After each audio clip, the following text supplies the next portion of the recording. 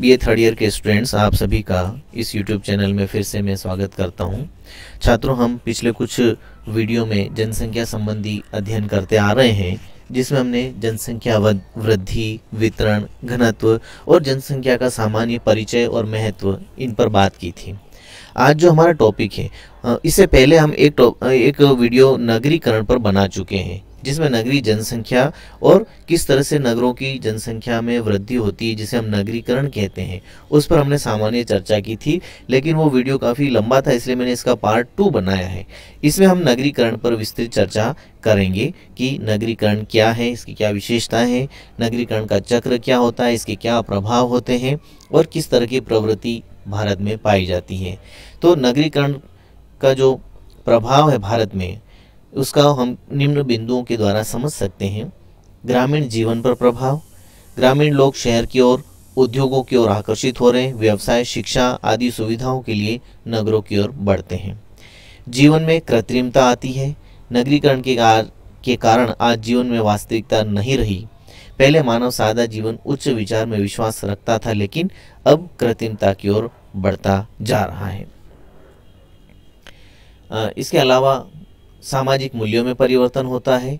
नगरीकरण का एक सामाजिक प्रभाव है, व्यक्ति जीवन मूल्यों में, सामूहिकता की भावना में निरंतर कमी होती जाती है, नैतिकता का अभाव होने लगता है।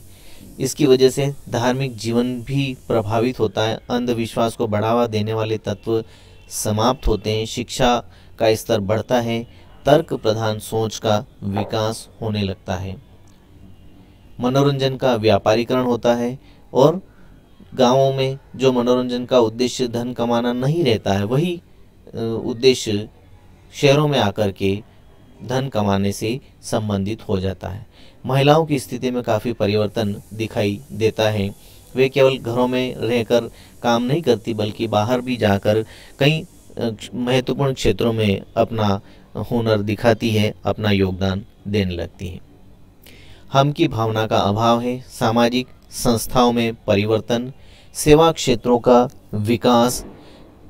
जनसंख्या के प्रबंधन हेतु सेवा क्षेत्रों का विकास हुआ। शासकीय, अशासकीय सेवा जैसे अस्पताल, पुलिस, न्यायालय, शिक्षण संस्थान, गैर शासकीय संस्थान आदि का भी विस्तार होता है। तो एक नागरीकरण के जो सामान्य प्रभाव थे, हमने उस पर बात की थी। अब हम बात कर रहे हैं नगरीकरण का चक्र। नगरीकरण के चक्र से क्या तात्पर्य है? इसमें यह बताया गया है कि नगरीकरण एक चक्रीय अवस्था है, जिसमें से कोई राष्ट्र कृषि सामाजिक व्यवस्था से, अर्थात कृषि प्रधान अर्थव्यवस्था से औद्योगिक सामाजिक व्यवस्था या औद्योगिक अर्थव्यवस्था की ओर बढ़ता है, परिवर्तित होता है। नगरीय प्रक्रिया में एक राष्ट्र की जनसंख्या में नगरीय जनसंख्या का प्रतिशत बढ़ता है। यह वृद्धि यदि शुरू भी होती है तो कहीं न कहीं पर यह स्थिर भी हो जाती है। विश्व के विकसित राष्ट्रों में नगरीकरण का जो शुरुआत हुई थी, बड़ी तेजी से हुई थी। पिछले 100 वर्षों से ये जो वृद्धि है वो निरंतर दिखाई देती है। कम विकसित देशों में नगरीय विकास की जो दर है वो 20वीं शताब्दी से शुरू हुई। उससे पहले इतनी तेजी से शुरू नहीं हुई थी, लेकिन विकसित राष्ट्रों में यह तेजी से शुरू हुई। तो जब इन विकसित राष्ट्रों में नगरीकरण तेजी से शुरू हो गया, तो वहां पर लगभग इस चक्र का अंत दिखाई देने लगा। इन देशों में नगरीय जनसंख्या में वृद्धि तो हो रही है, लेकिन कुल जनसंख्या में नगरीय जनसंख्या प्रतिशत स्थिर हो गया है और कुछ देशों में तो प्रतिशत कम होता भी दिख रहा है। नगरीकरण की जो वक्र रेखा है, अभी डायग्राम हम देखेंगे, वो अंग्रेजी के एस अक्षर के अनुसरण करती है, उसके अनुसार बनती है। डेविस महोदय मानते हैं कि सामान्य रूप में नगरीय जनसंख्या का प्रतिशत 50 से ऊपर होने पर इस रेखा की तीव्रता में कमी आने लगती है और 75% से ऊपर होने पर यह तीव्रता लगभग समाप्त हो जाती है और यह रेखा पूर्ण रूप से आड़ी हो जाती है या नीचे की ओर झुकने लगती है। नगरीकरण की यह वक्र रेखा 3 अवस्थाएं दर्शाती है। ये 3 अवस्थाएं कौन सी है? नगरीकरण की ये अवस्थाएं हैं। आप इस डायग्राम को देखेंगे, अच्छे से आप समझ जाएंगे। एक तरफ लिखा हुआ है कुल जनसंख्या में नगरीय जनसंख्या का प्रतिशत और एक तरफ आप देख रहे हैं नगरीकरण की अवस्था। सबसे पहली अवस्था आप देखेंगे ये 0 से लेकर 20 तक दिखाई दे रहा है, ठीक है। दूसरी अवस्था लिखा है त्वरण अवस्था, और ये अवस्था आप देख रहे हैं 20 से लेकर के 75 तक पहुंच गई है। और फिर जो अंतिम अवस्था है वो 75 से लेकर के बहुत कम बढ़ी है, इससे ज़्यादा इसमें विकास नहीं हुआ है। तो जो पहली अवस्था है ये नगरीकरण की शुरुआती अवस्था है, जिसमें कुल जनसंख्या में नगरीय जनसंख्या का प्रतिशत धीरे धीरे बढ़ता है और कुल जनसंख्या में नगरीय जनसंख्या लगभग 30% होती है। यह प्रारंभिक समाज की आर्थिक संरचना को दर्शाती है जो पूर्ण रूप से कृषि पर निर्भर था। दूसरी अवस्था तेजी से नगरीकरण की अवस्था को दर्शाती, जिसे हम त्वरण अवस्था कहते हैं। इसमें वक्र रेखा बहुत खड़ी होती है, तीव्रता 75% तक रहती है और इस अवस्था में जनसंख्या कुछ स्थानों पर बहुत सघन हो जाती है। कृषि के अलावा अन्य गैर कृषि कार्यों का महत्व बढ़ जाता है, जैसे उद्योग, व्यापार, सेवा कार्यों में लोगों की संख्या अधिक होती है। प्राथमिक कार्य में रोजगार की कमी हो जाती है। अंतिम अवस्था तीसरी अवस्था जो 75% या अधिक नगरीय जनसंख्या रखने पर शुरू होती है। इसमें वक्र रेखा अपनी तीव्रता लगभग समाप्त कर लेती है और कभी कभी झुकने भी लग जाती है। भारत के संदर्भ में अगर हम बात करें तो भारत में नगरीकरण की जो प्रवृत्ति है वो कैसी है, इस पर हम कुछ आंकड़े देख लेते हैं। 1901 से 11 की दशाब्दी में नगरीय जनसंख्या की जो दर है वो वृद्धि दर से अधिक रही। 61-71 में जनसंख्या की दर 24.66 थी, जबकि नगरीय जनसंख्या की दर 37.8% थी। 71 से 81 में 24.43% की तुलना में नगरीय जनसंख्या की दर 46.14% हो गई। 91 के दशक में दोनों की वृद्धि दर में अंतर में कमी आई, लेकिन फिर भी नगरीय जनसंख्या की दर प्रभावी रूप से अधिक रही।